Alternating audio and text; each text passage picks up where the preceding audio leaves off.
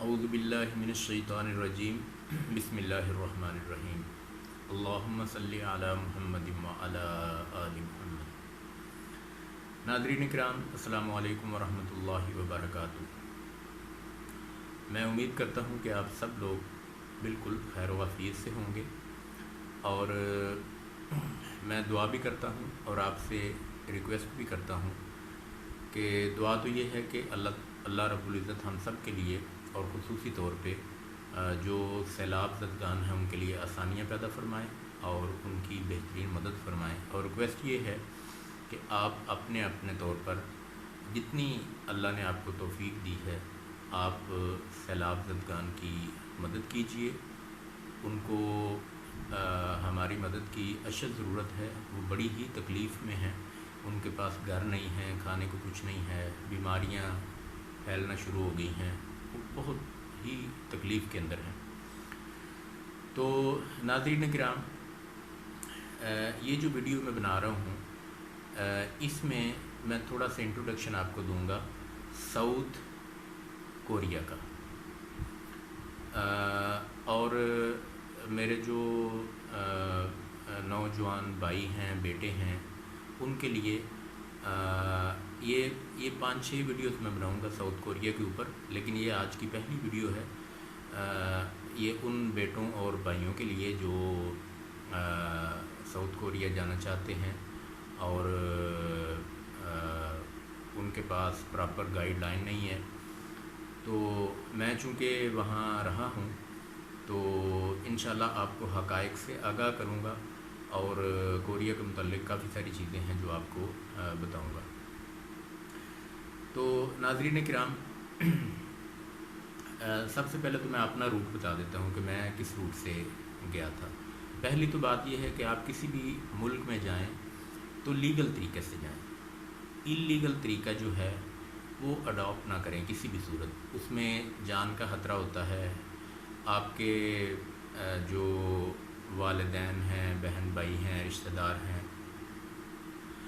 اگر آپ کو کچھ ہو جاتا ہے تو وہ بڑے کرب کے اندر مبتلا ہو جاتے ہیں، اور جان کا، زندگی کا نعم البدل کوئی نہیں ہوتا۔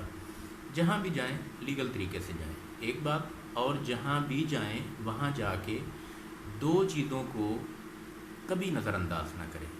ایک، اپنے دین کو مضبوطی سے پکڑ کے رکھیں، اور وہاں آپ سے پالا پڑے گا غیر مسلموں کا بھی، ان کے ساتھ بہت اچھا برتاؤ کریں، لیکن اپنے دین کے اوپر بالکل کاربند رہیں، قائم رہیں، اور اپنے اخلاق سے، اپنے کردار سے کوشش کریں کہ آپ ان کو اپنے دین کی طرف مائل کر سکیں۔ سیکنڈلی، اپنے ملک کے وقار کا اور اپنے ملک کی عزت کا ہمیشہ خیال رکھیں۔ وہاں کوئی ایسی حرکت کرنے کی کوشش نہ کریں جس سے آپ کے ملک کا اور آپ کے مذہب کا، آپ کے دین کا کوئی آنچ آئے اور اس کی عزت پہ کوئی حرف آئے۔ تو ناظرین کرام، میں تو گیا تھا یہاں سے، میں نے اس وقت جب میں گیا تھا تو تقریباً یہ جو زیادہ تر کنٹریز ہیں، جس میں تھائی لینڈ ہے، ہانگ کانگ ہے، کوریا ہے، ان ممالک کے ایڈوانس ویزا نہیں لینا پڑتا تھا، بلکہ آپ ٹکٹ لے کے ایئرپورٹ پہ چلے جاتے تھے، اور وہاں ہی آپ کا انٹرویو کرنے کے بعد وہ ڈیسائیڈ کر لیتے تھے کہ اس بندے کو ویزا دینا ہے یا ڈیپورٹ کرنا ہے۔ تو میں نے ٹکٹ لیا اور میں تھائی لینڈ چلا گیا۔ لاہور سے تھائی لینڈ کا بائی ایئر جو بنتا ہے سفر، تقریباً 4-4.5 گھنٹے کا ہے۔ تو تھائی لینڈ کے لوگ اچھے ہیں، ملک بھی اچھا ہے، خوبصورت بھی ہے، لیکن وہاں جابز کے مواقع بہت کم ہیں، اور اگر آپ فیوچر بنانے کے لیے جانا چاہتے ہیں تو تھائی لینڈ اس کے لیے میری نظر میں سوٹ نہیں کرتا۔ تھائی لینڈ میں کچھ پاکستانیز ہیں جو اپنا بزنس کر رہے ہیں، مطلب ہوٹلز ہیں یا کوئی اور کمپیوٹر یا موبائل اس طرح کا اپنا بزنس کر رہے ہیں، وہ سیٹ ہیں، لیکن ہم دیکھتے ہیں کہ عام آدمی کے لیے اور زیادہ جو میجورٹی ہے اس کے لیے کس ملک میں کتنا سکوپ ہے، تو اس بات سے اندازہ کیا جاتا ہے۔ مطلب اگر کسی ملک میں تھوڑے سے لوگ، تھوڑے سے پاکستانی ویل سیٹ ہیں، تو اس کو ہم یہ نہیں کہیں گے کہ مطلب یہ اکثریت کے لیے سوٹیبل ہے۔ وہاں سے پھر میں چلا گیا ہانگ کانگ۔ ہانگ کانگ بھی ایئرپورٹ کے اوپر 2-4-5 منٹ لگے ہوں گے، تو انہوں نے 2-3 باتیں پوچھی، کتنی دیر اسٹے کرنا ہے اور کس لیے آئے ہو، وہ میں نے بتا دیا۔ وہاں بھی مجھے انٹری مل گئی، میں پھر اندر چلا گیا۔ ہانگ کانگ جو ہے اس وقت، آج سے میں کافی سال پہلے کی بات کر رہا ہوں، انتہائی خوبصورت ملک ہے۔ اور ملک یہ چھوٹا سا ہے، مطلب بیسیکلی تو یہ چائنا کا ہی ایک حصہ ہے، اور اس وقت یہ کسی اور ملک کے کنٹرول میں تھا، غالباً انگلینڈ کے کنٹرول میں تھا، برطانیہ کے، لیکن یہ کافی سال ہو گئے ہیں کہ یہ پھر واپس چائنا کے پاس آ گیا ہوا ہے، تو ابھی یہ چائنا کے انڈر ہے، لیکن وہاں کے رول اینڈ ریگولیشن وہ بالکل سیپریٹ ہیں، وہاں کی کرنسی جو ہے وہ سیپریٹ ہے، لیکن وہ ہے چائنا کے انڈر ہے اور چائنا کا ہی حصہ ہے۔ انتہائی خوبصورت ملک ہے، چھوٹا سا ملک ہے، سڑکیں انتہائی خوبصورت، بلڈنگز ہائی رائز اور بہت ہی خوبصورت، لوگ بڑے خوبصورت ہیں، اچھے ہیں۔ اور ہانگ کانگ میں جو ہے امیگریشن کے حوالے سے، چیکنگ کے حوالے سے سختی بہت زیادہ ہے۔ ہو سکتا ہے آپ جب بھی باہر نکلیں تو آپ کو چیک کیا جائے، آپ کا پاسپورٹ ڈاکومنٹس آپ کے چیک کیے جائیں، تو وہاں لیگل ہونے پہ بہت لمبا ٹائم لگ جاتا ہے، یا آپ کے پاس بہت زیادہ پیسہ ہو پھر آپ لیگل ہو سکتے ہیں۔ تو لیگل ہو جانے کے بعد بھی جو جابس ہیں وہ اتنی زیادہ ہانگ کانگ کے اندر نہیں ہیں۔ اگر آپ اپنا بزنس کرتے ہیں وہاں لیگل ہونے کے بعد، تو پھر وہاں کافی اچھا سکوپ ہے۔ تو میرے کچھ قریبی عزیز تھے اس وقت، وہ ہانگ کانگ میں اپنا ہی بزنس کر رہے تھے اور ماشاءاللہ وہ بہت سیٹ تھے۔ تو عام آدمی کے لیے وہاں جو نیو کمر ہیں ان کے لیے وہاں لیگل ہونا یا پھر سیٹ ہونا یا پیسہ کمانا بڑا مشکل ہے، خاص طور پہ سختی بہت زیادہ ہے۔ تو دوسری جو چیز ہے، وہاں کی سڑکیں، بسیز، ٹرینیں، اور ہانگ کانگ جو ہے اس کے متعلق میں آپ کو بتاؤں، اس کے 2 حصے ہیں، ایک سمندر کے اس سائڈ پہ ہے، ایک سمندر کی اس سائڈ پہ ہے، درمیان میں سمندر ہے، اور ادھر والے حصے کو کہتے ہیں ہانگ کانگ سائڈ، اور جو دوسری طرف ہے اس کو کہتے ہیں کولون سائڈ۔ تو ہانگ کانگ سائڈ سے کولون سائڈ پہ آپ نے جانا ہے، تو وہ سمندر کے اندر سے انہوں نے اس وقت ایک ٹیوب ڈالی ہوئی تھی جس کے اندر ٹرین بھی چلتی تھی اور غالباً بس بھی چلتی تھی، اس کے ذریعے آپ جا سکتے ہیں سمندر کے اندر سے، اس ٹیوب کے ذریعے ٹرین پر بیٹھ کر دوسرے حصے میں۔ تو دونوں حصے ہی بڑے خوبصورت ہیں، وہاں مساجد بھی ہیں، وہاں آپ بالکل مذہبی آزادی ہے، آپ مساجد میں جا سکتے ہیں، اپنی عبادات کو جاری و ساری رکھ سکتے ہیں۔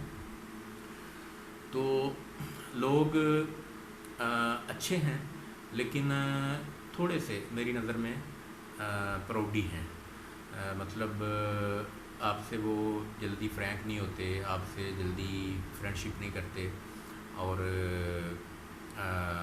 عام روٹین میں بھی ان کا رویہ کوئی بڑا پولائٹ نہیں ہوتا، لیکن اتنا کوئی برا بھی نہیں ہوتا، مطلب آپ وہ اپنے کام سے کام رکھتے ہیں، آپ اپنے کام سے کام رکھیں، ان سے آپ کو کسی قسم کی کوئی ہیلپ کی ضرورت ہے وہ آپ کو گائیڈ کر دیتے ہیں، بڑا شارٹ اور بڑا لمیٹڈ ٹائم آپ کو دیتے ہیں۔ تو وہاں جابس کے مواقع اتنے زیادہ نہیں ہیں۔ میں پھر وہاں سے چلا گیا ساؤتھ کوریا۔ اس وقت چونکہ ویزا نہیں لینا پڑتا تھا، وہاں بھی انٹری سسٹم تھا، ایئرپورٹ پہ ہم گئے، وہاں انہوں نے 5-10 منٹ پوچھ گچھ کی، کیوں آئے ہیں، کس لیے آئے ہیں، وغیرہ وغیرہ، وہاں بھی انٹری مل گئی۔ تو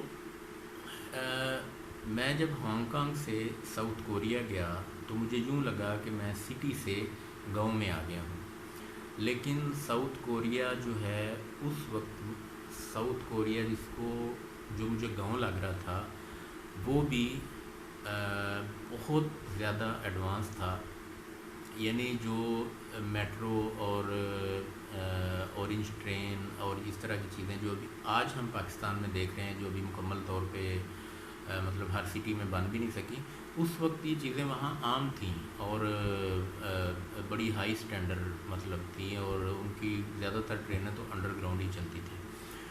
तो कोरिया जो हमारा मेन टॉपिक है उस पर मैं आ गया हूँ। कोरिया इंतहाई खूबसूरत मुल्क है। हर तरफ ग्रीनरी, पहाड़, आबशारें और रेनी वेदर, और मौसम ज़्यादातर जो है वो सर्द ही रहता है।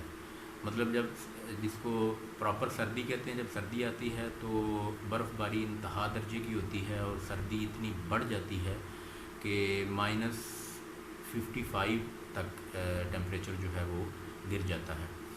तो जब वहाँ फुल गर्मी होती है वो इतनी होती है कि अगर आप छोटा सा एक 12 वोल्ट का फ़ैन लगा लें तो वो आपको काफ़ी होगा। यानी गर्मी कम पड़ती है बल्कि ना होने के बराबर, और सर्दी बहुत ज़्यादा पड़ती है।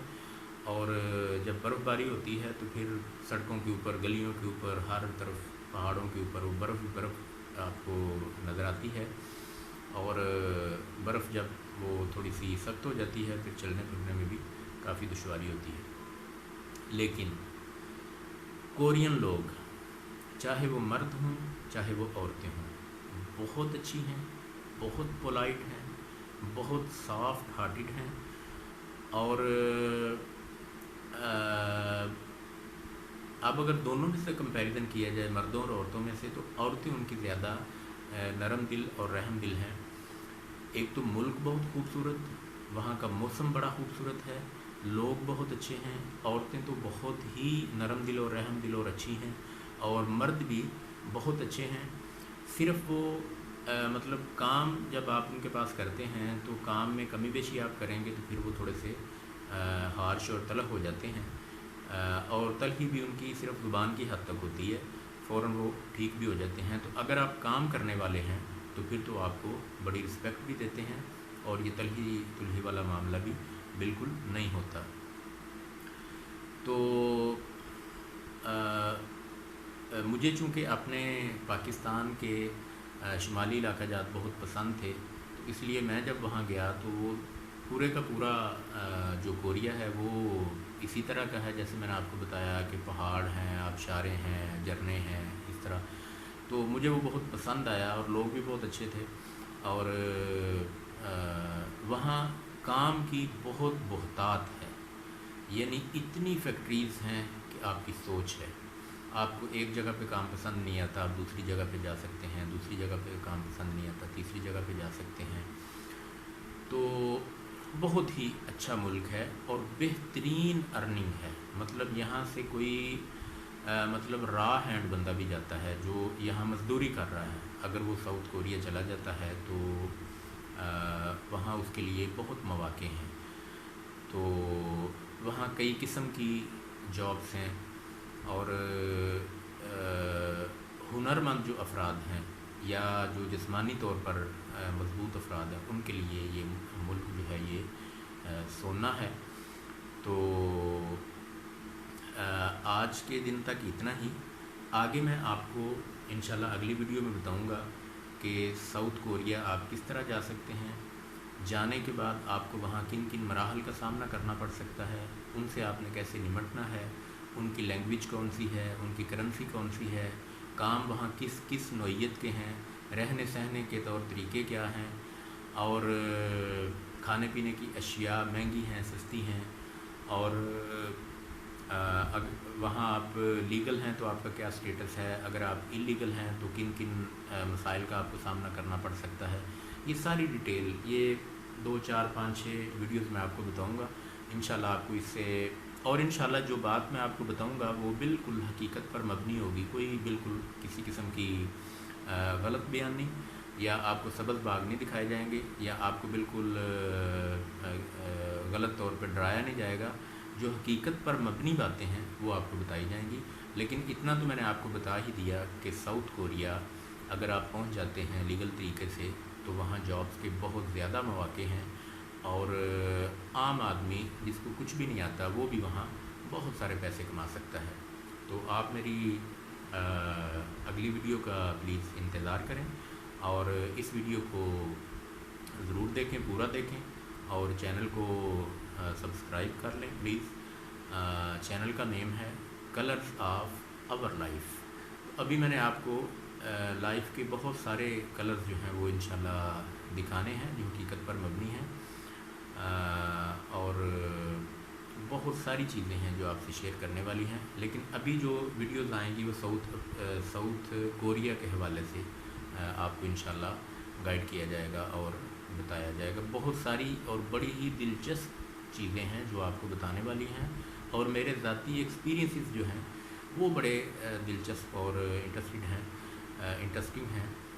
वो इंशाल्लाह आपको मैं 1 बाय 1 सारा कुछ बताऊंगा। तो आज के लिए इतना ही। दुआ में याद रखिएगा और अपना बहुत ख्याल रखिएगा। अस्सलामु अलैकुम वरहमतुल्लाहि वबरकातुहू।